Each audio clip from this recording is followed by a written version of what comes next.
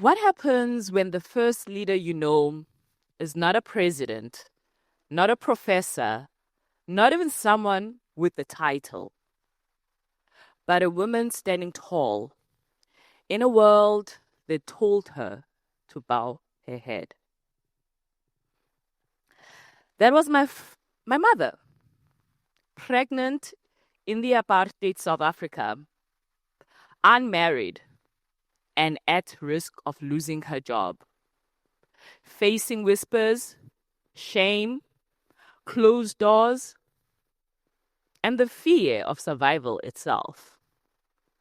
And yet, every morning she rose. She carried me before I took my first breath and carried our community long after. You see, in the 90s, during the height of HIV and AIDS epidemic in South Africa, fear spread faster than the virus itself.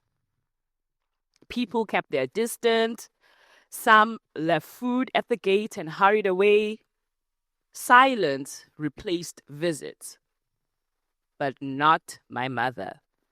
She went in. She cooked meals. She bathed the weak. She reminded people that dignity does not vanish with illness. She would gather women over tea and say, Bafazi, women, when one of us falls, we all catch them. Fear makes us forget who we are, but Ubuntu reminds us. That was my first lesson in leadership. Not about rules, not about power, but about refusing to let anyone fall alone. That lesson followed me from the global south all the way to the deep south. Yep, the south to the deep south. I expected difference, but what surprised me were the echoes of home. You see, in South Africa, we call it Ubuntu. It means I am because we are. It means your humanity is tied to mine. It means we rise or fall together. And you know what? I saw Ubuntu here, even if no one called it that. I remember 2 years ago, or a year ago, there was an event on campus on gender-based violence. 3 women stood out. 1, a black judge who rose from family court. 2, a Latina professor, a survivor herself. 3, a white Southern attorney, quiet but fierce. 3 women, 3 voices, 1 vision. That was Ubuntu. In South Africa, Ubuntu looked like this. Neighbors sharing sugar because next week you might need their flour.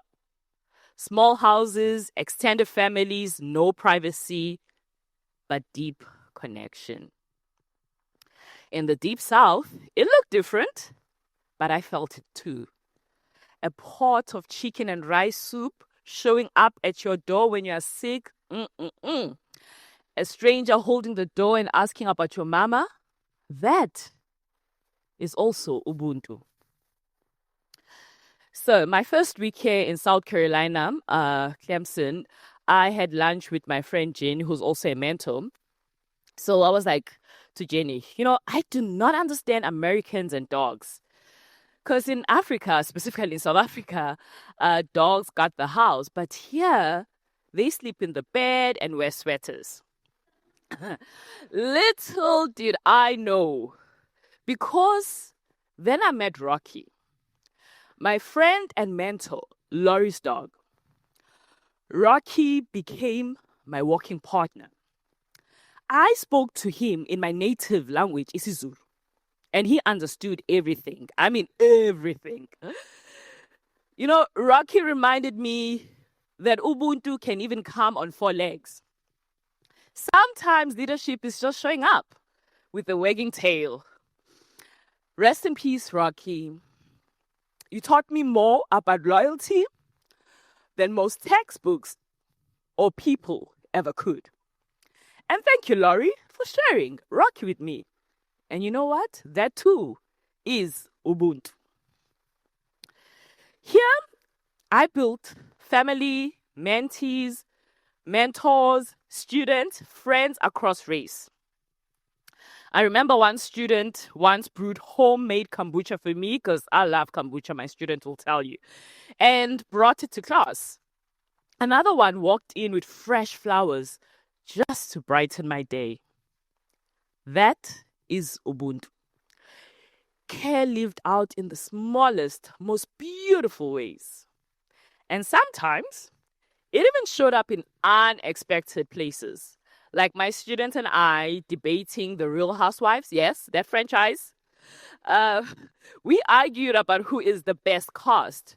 But we ended up talking about women's leadership. Because even on reality TV, you see women negotiating power, alliances, and influence. Now, I'm not saying The Real Housewives should be on syllabus, but maybe, just maybe, hear me out, it could count as homework. And then there was Diane, who is a friend as well as a mentor. I have so many mentors, who had visited South Africa before 1994. I remember she shared photos, stories, and memories of my homeland during its most fragile time. Through her words, she gave me pieces of home while I was still learning what home could mean here. That too was Ubuntu. And you know where else I found Ubuntu? The supermarkets. All the women in the South, always ready to share collard green recipes, even when you did not ask, or even if they don't know that you can't cook. They would say, baby, you have to cook it this way, and do not forget the cornbread. That was the spirit of sharing, of passing wisdom across generations. That is also Ubuntu. So when I speak of waves of transformation, I mean women everywhere, across the global South and the deep South, women who led by carrying others, women who refuse to let go, women who build even when the world feels broken. Leadership is not about waiting for permission. It is not about titles. It is present. It is responsibility. It is remembering this truth. When one falls, we all catch them. So waves of transformation do not crash once and vanish. They ripple across oceans, across generations, and right here in this room.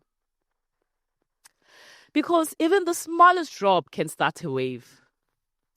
Or, as we say in my native language, isiZulu, umuntu ngumuntu ngabantu. A person is a person through other people. And you know what?